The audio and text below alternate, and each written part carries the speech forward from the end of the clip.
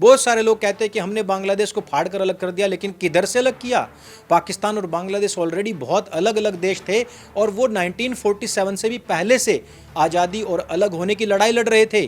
दूसरे की फटी में अपनी टांग अड़ाकर देश पर कर्जा करवाने वाले को आयरन लेडी नहीं बल्कि लायरन और कायरन लेडी कहा जाता है। जबकि विश्व और इतिहास इस बात का गवाह है कि बुद्धों ने अपना अस्तित्व समाप्त किया है अपनी कायरता, अपनी नपुंसकता के चलते। इनका बड़ा साम्राज्य अफगानिस्तान में था, लेकिन मुसलमानों से ऐसे डर करके भागे कि इनको मुगल क्या बाद में गूगल तक नहीं ढूंढ पाया। जीत कर हारने वाले को तो बाजीगर कहते होंगे, लेकिन अपने देश की सेना की जीत को हार में बदलने वालों को कांग्रेसी कहते हैं। कांग्रेसी कहते हैं, सिर्फ और सिर्फ कांग्रेसी कहते हैं। नेहरू जी का क्या है, वो तो अपने अंडमान निकोबार द्वीप समूह एडवीना जी के स्थान विशेष में घुसाने को तैयार बैठे थे और वहां पर उनके गुलछर्रे चल रहे थे।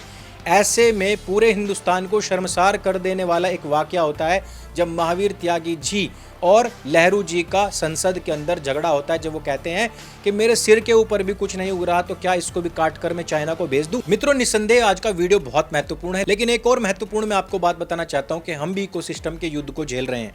हमारा चैनल बिल्कुल भी सर्वाइव नहीं कर पा रहा है। यदि आप इसको समय रहते सपोर्ट नहीं करेंगे तो हमारी ये मुहिम जल्द ही बंद हो सकती है, ध्वस्त भी हो सकती है।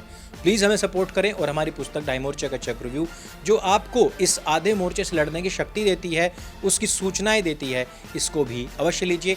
डिस्क्रिप्शन और पिन कमेंट में लिंक दे दिया गया है।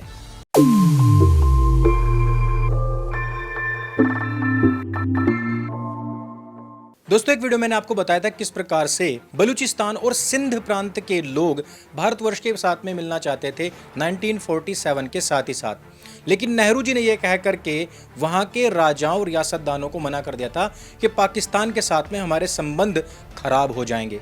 और उसी वर्ष यानी कि 1947-1948 में पाकिस्तान ने हिंदुस्तान के ऊपर आक्रमण कर दिया और जिसमें कि भारतवर्ष को बहुत बुरी तरीके से मुंह की खानी पड़ी। हालांकि भारतवर्ष की सेना ने इस युद्ध को जीत लिया था, लेकिन उस जीते हुए युद्ध को भी हमारे चाचा नेहरू ने हार में तब्दील कर दिया। और वो भी कब?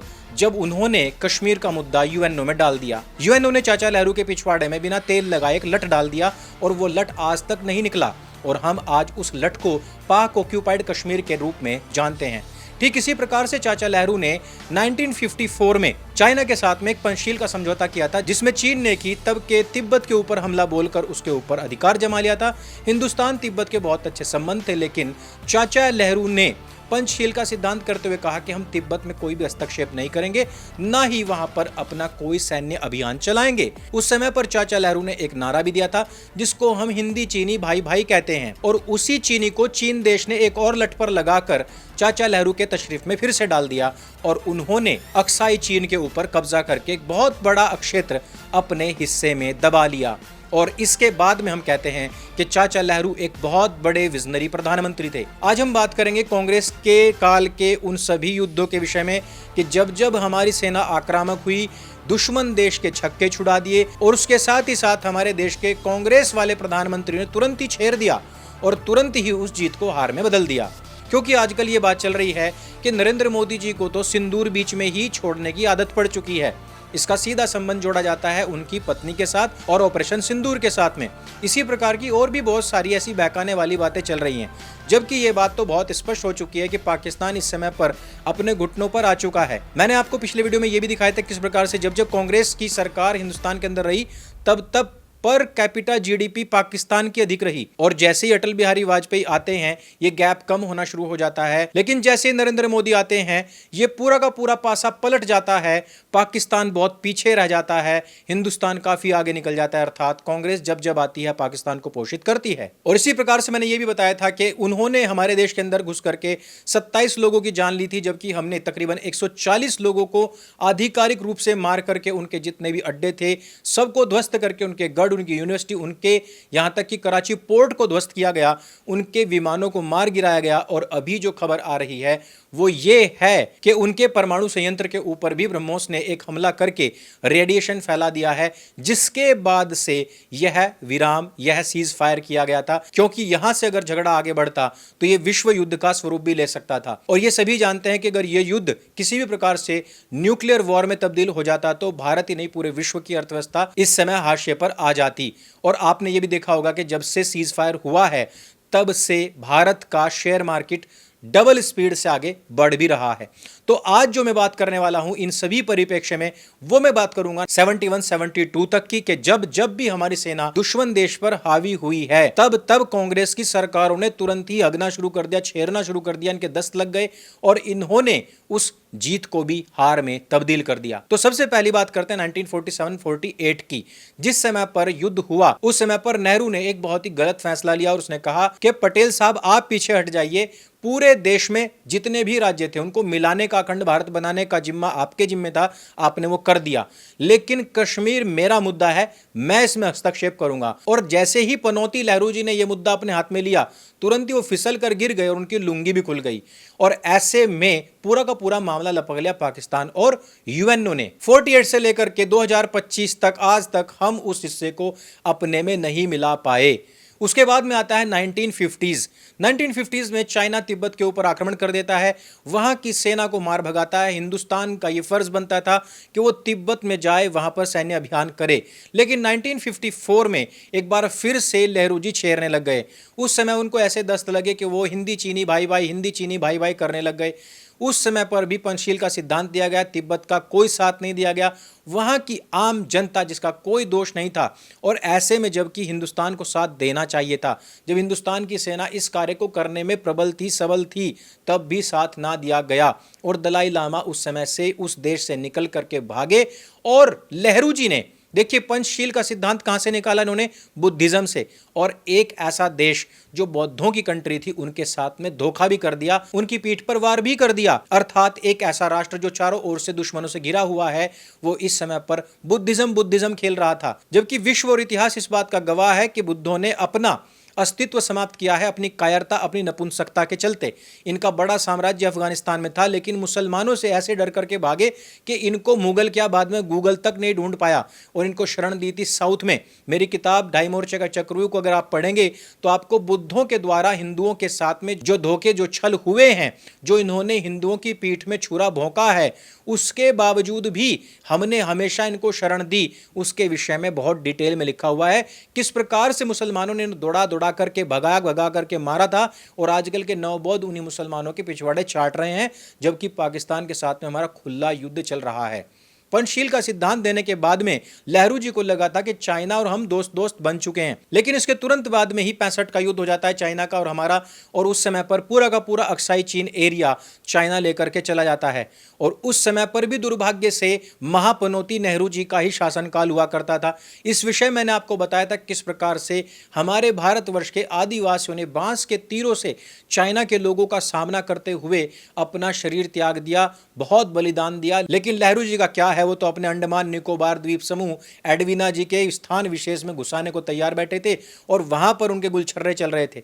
ऐसे में पूरे हिंदुस्तान को शर्मसार कर देने वाला एक वाकया होता है जब महावीर त्यागी जी और नेहरू जी का संसद के अंदर झगड़ा होता है, जब वो कहते हैं कि मेरे सिर के ऊपर भी कुछ नहीं उग रहा तो क्या इसको भी काट कर मैं चाइना को भेज दूं। इस प्रकार से शर्मिंदगी महसूस करवाने वाले कुकृत्य हमारे देश के अंदर हुए हैं। लेकिन 65 से पहले पहुंचते हैं 1960 में। आज हम सुन रहे हैं कि ऑपरेशन सिंदूर के समय पर सिंधु जल समझौता पूरी तरीके से निरस्त कर दिया गया है, जल को रोक दिया गया है। आज देखिए दोस्तों, यदि हम इस जल को रोक भी लेते हैं और दूसरे बांधों या दूसरी नदियों की तरफ हम इसको भेजते भी हैं, तो भी इस जल को हम बहुत लंबे समय के लिए केंद्रित नहीं कर सकते या इसकी धारा को नहीं मोड़ सकते।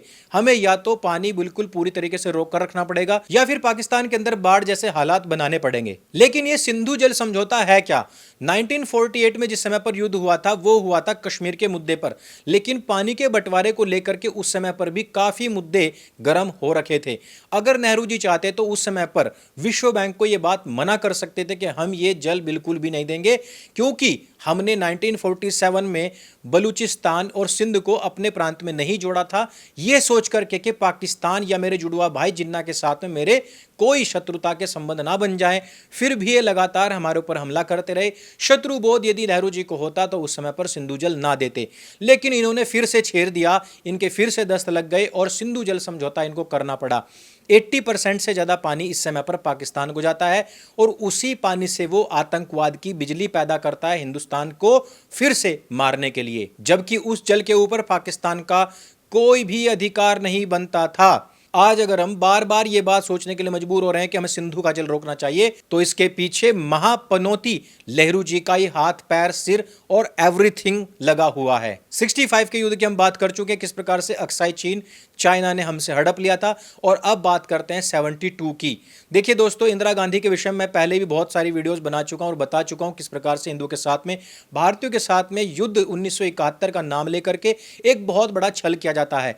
पाकिस्तान पूर्वी हो या पश्चिमी हो, इनका कोई युद्ध भारतवर्ष के साथ नहीं था, इनकी आपस की लड़ाई चल रही थी। मुजीबुर रहमान चाहते थे कि हम बंगाली लोग हैं, हम पाकिस्तान से काफी दूर रहते हैं, हमारा एडमिनिस्ट्रेशन, हमारा संविधान, हमारा राष्ट्रगान सब कुछ एकदम अलग होना चाहिए, क्योंकि हमारी भाषा, हमारी संस्कृति, हमारा खान पान, हमारा रहन सहन पूरी तरीके से पंजाबी मुस्लिम पाकिस्तानियों से अलग है। इसको लेकर के पंजाबी पाकिस्तानियों ने कई सारे सैन्य अभियान बांग्लादेश, जो आज का बांग्लादेश यानी कि पूर्व पाकिस्तान था, उसमें किए थे। तब लाखों सैनिक जो पाकिस्तान से चल करके बांग्लादेश पहुंचे थे, वहां की स्थानीय हिंदू महिलाओं का बलात्कार किया था, और जिसमें कि कई आंकड़े बताते हैं दसियों लाख हिंदू बहन बेटियों के साथ में दुराचार हुआ, दुष्कर्म हुआ था।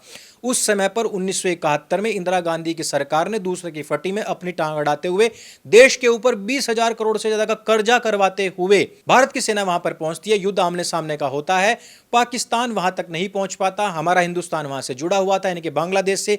हमारे सैन्य अभियान बहुत अच्छे चलते हैं, 93,000 पाकिस्तानियों की पैंट उतार करके उनको समर्पण के लिए मजबूर कर दिया जाता है। लेकिन देश की हालत इतनी ज्यादा खराब हो गई थी कि अमेरिका से हमको उधार मांग करके खराब अनाज खाना पड़ा था। आज की तारीख में जो आपको अपने खेतों के अंदर खरपतवार दिखाई देती है, जिसको कहते हैं कांग्रेस घास, जिसके संपर्क में आने से आपको अस्थमा रोग हो जाता है, आपको एलर्जी रोग हो जाती है, जिसको समाप्त करते रहें तो भी समाप्त नहीं होती, ये अमेरिका ने जानबूझकर हमारी धरती को बंजर बनाने के लिए उस गेहूं में मिला मिला करके भेजा था। लेकिन इंदिरा गांधी जी का अपना एक अलग स्वैग था, उनको लगा कि जिस खेल में मेरा कोई स्थान नहीं था, उस युद्ध में घुस करके मैंने जो देश का 20,000 करोड़ रुपए, यानी कि अगर आज 2025 के हिसाब से वो 20,000 करोड़ लगाकर देखा जाए तो 2 लाख करोड़ से भी ज्यादा लगती है, लेकिन उसमें अपनी टांग घुसेड़ करके देश को कर्जे में डुबो करके और अमेरिका से, रशिया से उधार अनाज मांग करके अपने लोगों को खिलाने से, महंगाई जिसमें कितनी ज्यादा बढ़ चुकी थी कि जिसकी कोई हद नहीं थी, 94%, 97% तक के टैक्सेस लगा दिए गए थे आम जनता के ऊपर। एक दिन की दिहाड़ी होती थी 1 रुपया, सवा रुपया, लेकिन 5 रुपए किलो तक उस समय पर अनाज और आटा बेचा जाता था। लोग भूखों रह करके अपना जीवन यापन करते थे। लेकिन इंदिरा गांधी जी ने उसी उधार के अनाज से 93,000 पाकिस्तानी सैनिकों को हिंदुस्तान में अच्छी सुविधाओं के साथ में पाला, फिर उनको पाकिस्तान वापस भेज करके आई। बांग्लादेश जो इन्होंने अलग किया था, उसकी समस्याएं अलग से अपने ऊपर ली। फिर बाद में ज्योति बसु ने 10,000 हिंदुओं को गोलियों से भुनवा दिया, जो कि बांग्लादेश से, वहां के मुसलमानों से जान बचा करके भारत में आए थे। उनको कोई शरण नहीं दी गई, उनको जान से मार दिया गया। साथ ही साथ जो 54 भारतीय सैनिक पाकिस्तान की कैद में थे, जो कोट लखपत की जेल में थे और जिनके एविडेंस भी मिल चुके थे, उन तक को भी इंदिरा गांधी की सरकार ने नहीं छुड़वाया था। और जब फिर यूपीए 2 आती है 2012 में, अंतरराष्ट्रीय कोर्ट से वो मामला वापस लेती है सोनिया गांधी और राहुल गांधी की सरकार, और सुप्रीम कोर्ट जाकर के उस फैसले के ऊपर स्टे लिवाती है। यानी कि हमारे सैनिक वापस नहीं आए, लेकिन 93,000 सैनिक इंदिरा गांधी ने अपनी जिम्मेदारी लेते हुए पाकिस्तान छोड़े, लाहौर तक का लैंड छोड़ा, पीओके छोड़ा, 20,000 करोड़ का नुकसान करवाया, कांग्रेस घास को देश में लाई, भूमि को बंजर बनाई, देश के ऊपर कर्जा करवा दिया, महंगाई करवा दी, गरीब मजदूर का रहना दूभर हो गया, अमीर लोग देश छोड़कर भागने लग गए क्योंकि टैक्स बहुत ज्यादा लग गया। लाखों हिंदू महिलाओं का बदला नहीं लिया गया, 10,000 हिंदुओं को पश्चिम बंगाल में मरवा दिया गया। ऐसा सब कुछ करने वाले कौन थे? ये सारे के सारे कांग्रेसी प्रधानमंत्री थे। ये वो लोग थे कि जब जब भी हमारी सेना ने पराक्रम दिखाया, इन सारे के सारों के तुरंत ही दस्त लग गए और इन्होंने उस जीत को भी हार में बदल दिया। आज भारत के सामने न जाने कितनी समस्याएं हैं और इनकी सब की जड़ में नेहरू गांधी खानदान है। जीत कर हारने वाले को तो बाजीगर कहते होंगे, लेकिन अपने देश की सेना की जीत को हार में बदलने वालों को कांग्रेसी कहते हैं, कांग्रेसी कहते हैं। सिर्फ और सिर्फ कांग्रेस ही कहते हैं। आज बांग्लादेश हमें आंखें दिखा रहा है, आज बांग्लादेश घुसपैठ कर रहा है। बहुत सारे लोग कहते हैं कि हमने बांग्लादेश को फाड़ कर अलग कर दिया, लेकिन किधर से अलग किया? पाकिस्तान और बांग्लादेश ऑलरेडी बहुत अलग अलग देश थे और वो 1947 से भी पहले से आज़ादी और अलग होने की लड़ाई लड़ रहे थे। दूसरे की फटी में अपनी टांग अड़ाकर देश पर कर्जा करवाने वाले को आयरन लेडी नहीं बल्कि लायरन और कायरन लेडी कहा जाता है। ऐसे में दोस्तों, जो आज जो सैन्य अभियान चल रहे हैं उनके ऊपर सवाल उठाने वालों को एक बार कांग्रेस शासन के दौरान ये जो जितनी भी गलतियां हुई हैं उन पर भी विचार करना चाहिए। यदि आप उन पर विचार नहीं करते तो इसका मतलब आप दोगले हैं, इसका मतलब आप देश के विषय में नहीं सोचते, इसका मतलब आप सेना को सिर्फ और सिर्फ डंप यार्ड सोचते हैं। हालांकि कांग्रेसी नेता तो कहा भी करते थे कि सेना का काम ही क्या है, वो मरने के लिए ही तो भर्ती होते हैं, उसी की तो तनख्वाह लेते हैं। इस वीडियो में सिर्फ इतना ही। अगर ये वीडियो आपको अच्छा लगता है, जानकारी से भरपूर लगता है, इसको सबके साथ में शेयर अवश्य करें और देश के अंदर छिपे हुए इस आधे मोर्चे को समाप्त करने हेतु हमारी पुस्तक ढाई मोर्चे का चक्रव्यूह बहुत कारगर साबित होगी, जिस पर हमने एक बहुत अच्छी छूट और डिलीवरी फ्री लगाई हुई है। इसको अवश्य लीजिए और अगर आपको हमारा काम अच्छा लगता है तो प्लीज़ मैं रिक्वेस्ट करता हूँ कि हमें सपोर्ट अवश्य कीजिए। मेरे संग बोली सत्य सनातन वैदिक धर्म की जय। जय हिंद, वंदे मातरम।